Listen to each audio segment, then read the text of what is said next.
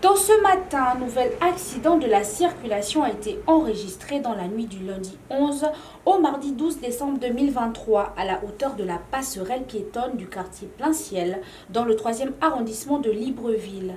Il s'agit en fait d'un grumier chargé qui s'est renversé sous l'ouvrage précipité, occasionnant un fort ralentissement du trafic dans les deux sens de cette route à grande circulation. Et ce, pendant plus de 5 heures d'horloge. Le mastodonte revenait du côté du PK5, arrivé en plein ciel, un des endroits les plus accidentogènes de la capitale. Le conducteur a perdu le contrôle de son engin, qui s'est ensuite retrouvé sur le flanc, selon des témoins. Le camion a ainsi perdu une partie de son chargement, essentiellement des billes d'Ogoumé. Fort heureusement, aucun blessé n'est à déplorer.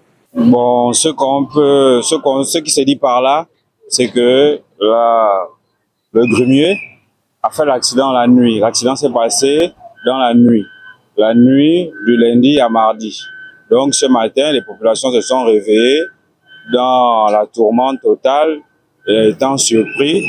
Et tout ça, ça a causé beaucoup de dégâts au niveau de l'embouteillage et de la circulation.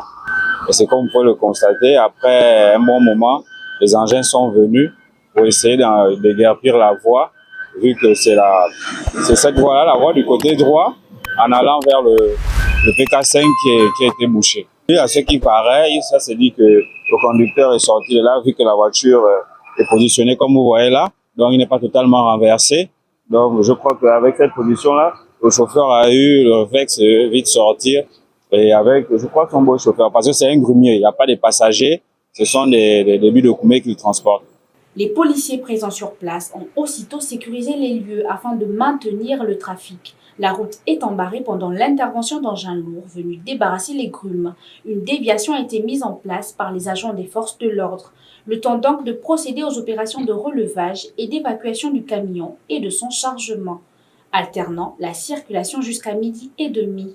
Si l'ouvrage n'a pas été endommagé, il reste que cet accident met en lumière la nécessité de renforcer la sécurité routière, non seulement dans cette zone, mais aussi le long de cette route jusqu'à Ovando, point d'arrêt de ces gros porteurs.